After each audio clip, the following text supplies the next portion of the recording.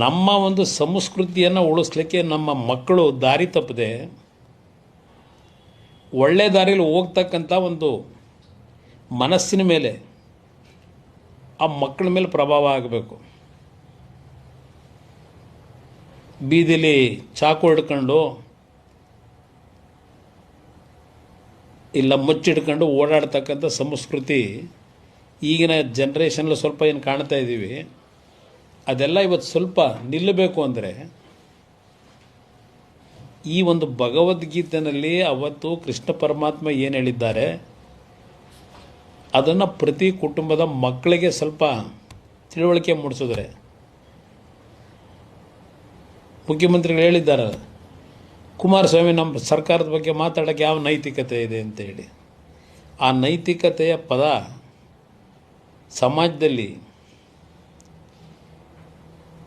ಎಲ್ಲರಿಗೂ ಸಿಗಬೇಕಾದ್ರೆ ಆ ನೈತಿಕತೆ ಅಂತಕ್ಕಂಥದ್ದು ಇದು ಅತ್ಯಂತ ಅವಶ್ಯಕ. ಈ ದಿನಗಳಲ್ಲಿ ಈಗ ನಡೀತಿರತಕ್ಕಂಥ ಸಮಾಜದ ಹಲವಾರು ಕೆಟ್ಟ ಬೆಳವಣಿಗೆಗಳಿಗೆ ಅದರಿಂದ ಹೇಳಿದಿನ ಹೊರತು ಇಲ್ಲ ಭಗವದ್ಗೀತೆಯಿಂದ ಮನೋವಾದಿ ಕಡೆಗೆ ಎಲ್ಲರನ್ನೂ ಎಳ್ಕೊಂಡು ಹೋಗಬೇಕು ಅನ್ನೋದು ನನ್ನಲ್ಲಿ ಯಾವುದೇ ರೀತಿಯಲ್ಲಿ ಆ ಪ್ರಶ್ನೆ ಇಲ್ಲಪ್ಪ. ಮಹದೇವಪ್ಪನವರಿಗೆ ಭಾಳ ಸ್ಪಷ್ಟವಾಗಿ ಹೇಳಲಿಕ್ಕೆ ಬಯಸ್ತೀನಿ. ನನ್ನ ಈ ಒಂದು ಪತ್ರದ ಬಗ್ಗೆ ಭಾಳ ಟೀಕೆ ಮಾಡಿ ಪ್ರತಿಕ್ರಿಯೆ ವ್ಯಕ್ತಪಡಿಸಿದ್ದಾರೆ. ಅದರ ಒಬ್ಬ ಮಂತ್ರಿ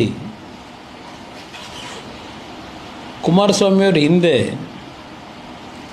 ಭಗವದ್ಗೀತೆ ಬಗ್ಗೆ ಏನು ಹೇಳಿದರು, ಈಗ ಅವರ ಸ್ಟ್ಯಾಂಡ್ ಈ ಥರ ಇದೆ ಅಂತಕ್ಕಂಥದ್ದನ್ನು ಹಿಂದೆ ನಾನು ಮಾತಾಡಿರ್ತಕ್ಕಂಥ ಒಂದು ಕಟ್ಟಿಂಗನ್ನ ಎಷ್ಟು ಬೇಕೋ ಅಷ್ಟು ಕಟ್ ಮಾಡಿ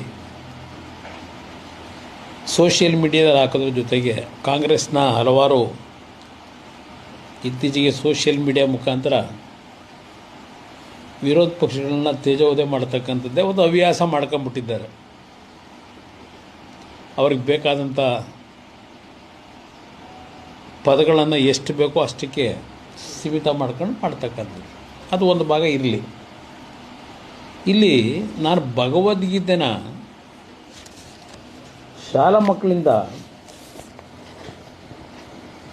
ಕಲಿಸ್ತಕ್ಕಂಥ ಸೂಕ್ತ ಅಂತ ಯಾಕೆ ಹೇಳಿದ್ದೇನೆ ಇವತ್ತಿನ ಪರಿಸ್ಥಿತಿಗೆ. ಯಾವುದು ನಾನು ಹಿಂದೆ ಅದೇನೋ ಭಗವದ್ಗೀತೆ ಓದಿದ ತಕ್ಷಣ ಹೊಟ್ಟೆ ತುಂಬುತ್ತಾ ಅಂತ ಹೇಳಿದ್ದೀನಿ ಅಂತ ನೆನ್ನೆ ಟೀಕೆ ಮಾಡಿದ್ದಾರೆ. ನಾನು ಅವತ್ತು ಸರ್ಕಾರದ ವೈಫಲ್ಯಗಳು ಜನರ ಸಮಸ್ಯೆಗಳಿಗೆ ಸ್ಪಂದಿಸದೇ ಇರತಕ್ಕಂಥ ಒಂದು ಸನ್ನಿವೇಶದಲ್ಲಿ ಸಾರ್ವಜನಿಕವಾಗಿ ಕೆಲವು ಪದ ಬಳಕೆ ಮಾಡ್ತಕ್ಕಂಥದ್ದು ರಾಜಕಾರಣಿಗಳು ಮಾಡ್ತೀವಿ. ಅದನ್ನು ಈ ಥರ ಹೋಲಿಕೆ ಮಾಡ್ತಕ್ಕಂಥದ್ದು ಅವ್ರಿಗೂ ಶೋಭೆ ತರಲ್ಲ. ನಾನು ಭಗವದ್ಗೀತೆಯನ್ನು ಯಾವುದೇ ರೀತಿ ಅಪಮಾನಾವತ್ತು ಮಾಡಿಲ್ಲ. ಅದೊಂದು ಭಾಗ ಇರಲಿ. ಸರ್ಕಾರಕ್ಕೆ ಬೇಕಾದಷ್ಟು ಸಮಸ್ಯೆಗಳಿದೆ, ಆ ಸಮಸ್ಯೆಗಳಿಗೆ ಪರಿಹಾರ ತನ್ನಿ ಅಂತ ಹೇಳಿದ್ದೀನಿ. ಇವತ್ತು ಭಗವದ್ಗೀತೆಯನ್ನು ಯಾತಕ್ಕೆ ನಾನು ಶಾಲಾ ಮಕ್ಕಳಿಗೆ ಕಲಿಸ್ತಕ್ಕಂಥ ಸೂಕ್ತ ಅಂತ ಹೇಳಿದ್ದೇನೆ. ಈಗ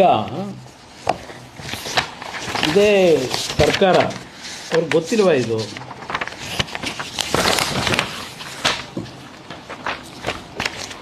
ಇಲ್ಲಿ ಕರ್ನಾಟಕ ರಾಜ್ಯ ಡ್ರಗ್ಸ್ ದಂಧೆಯಲ್ಲಿ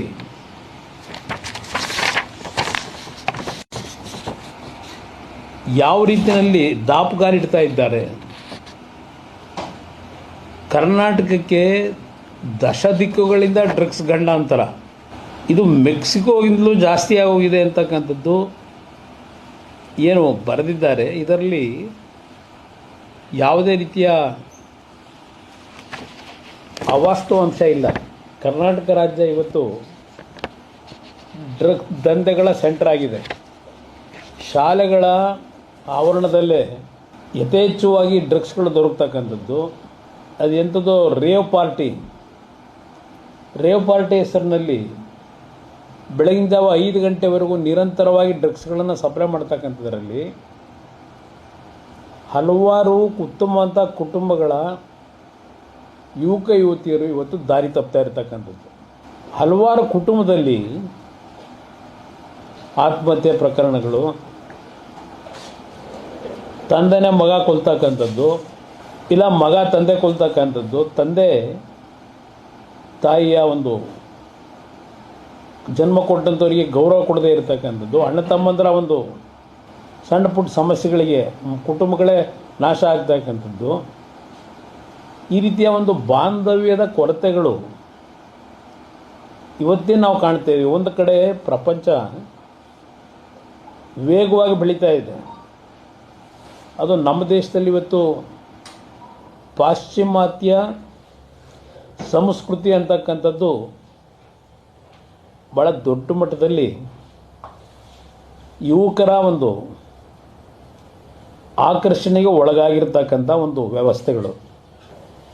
ಭಗವದ್ಗೀತೆ ಇದೆಯಲ್ಲ,